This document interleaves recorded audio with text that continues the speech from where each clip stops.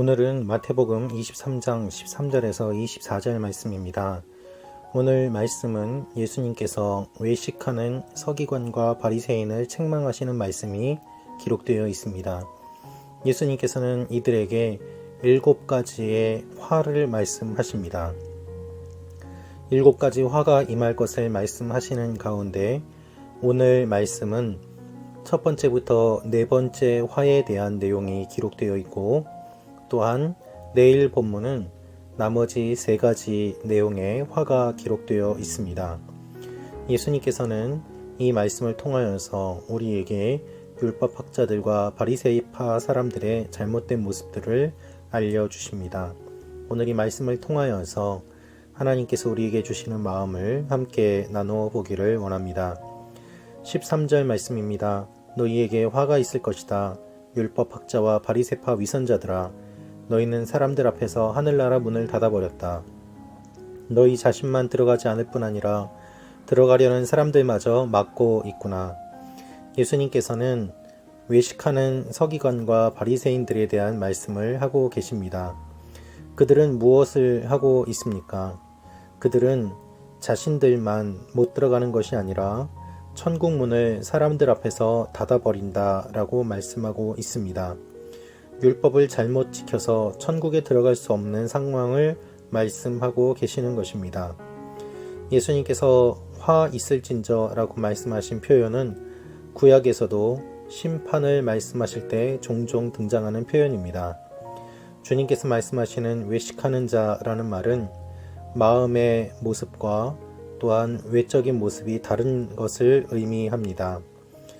예수님께서 첫 번째로 화 있을진저라고 말씀하신 이것은 무엇인가 하면, 예수님께서 율법을 완전히 지킬 것을 말씀하셨지만 이들은 잘못된 방법으로 율법을 지켜야 될 것을 이야기했기 때문에 화가 있을 것이라고 말씀하십니다.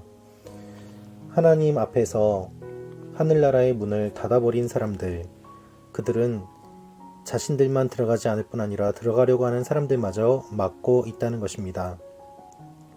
두 번째 화는 15절입니다. 너희에게 화가 있을 것이다.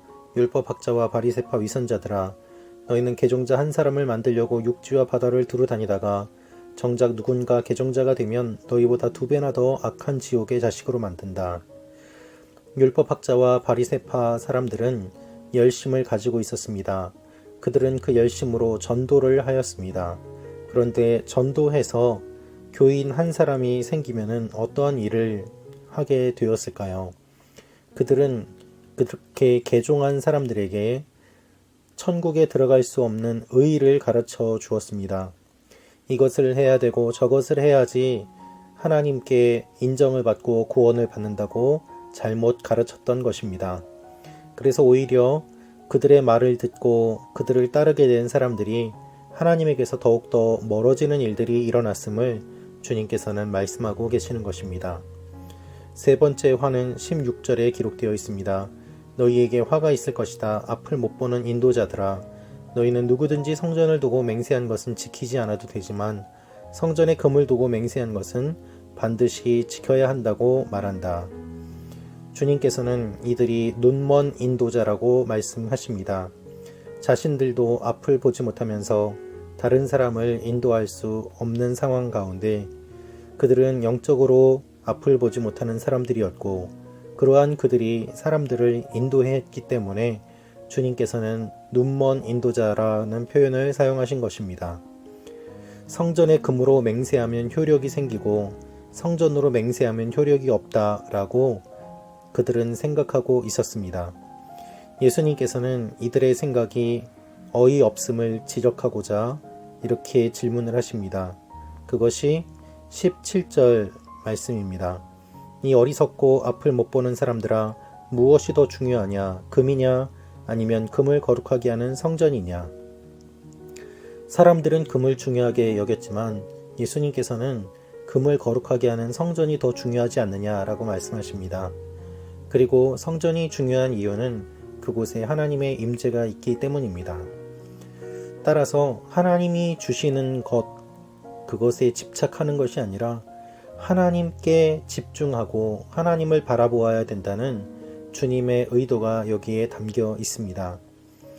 여러분, 사람들은 눈에 보이는 것을 더 중요하게 생각하고 중요하지 않은 것을 중요하게 생각합니다. 그래서 정작 중요한 것은 보지 못하고 또한 중요한 것에서 멀어지는 일들이 일어납니다. 예수님께서는 그것을 지적하십니다.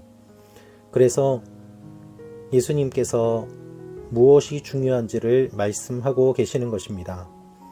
그 의미가 20절, 21절 말씀입니다. 그러므로 제단을 두고 맹세하는 사람은 제단과 제단 위에 있는 모든 것을 두고 맹세하는 것이다. 또 성전을 두고 맹세하는 사람은 성전과 성전 안에 사시는 분을 두고 맹세하는 것이다. 즉 하나님께 맹세하는 그 맹세가 더 중요하지 하나님이 주신 금을 가지고 맹세하는 것이 더 중요하냐라는 말씀입니다. 금을 가지고 맹세하면 눈에 보이는 금, 그 금을 팔아서 손해를 볼 수도 있기 때문에 금으로 맹세하는 것이 더 중요하다고 생각을 하였지만 주님께서는 사실 그 금보다 하나님이 더 중요함을 말씀하고 계십니다. 그래서 하나님을 거론하면서 맹세하는 것이 더 큰 맹세이지만 실제로는 하나님께 맹세하는 것, 하나님의 이름을 걸고 맹세하는 것이 맹세를 지키지 못한 사람들의 연약함을 무시하고 하는 것이기 때문에 사실 그러한 맹세도 하지 말라고 주님은 말씀하고 계십니다.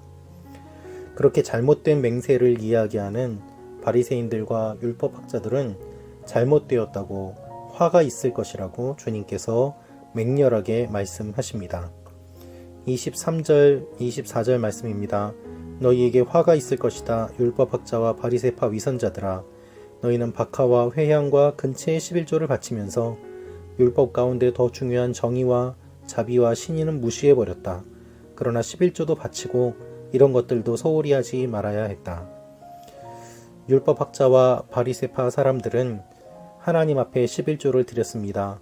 그러나 11조는 드렸지만 정의로운 삶은 살지 않았습니다.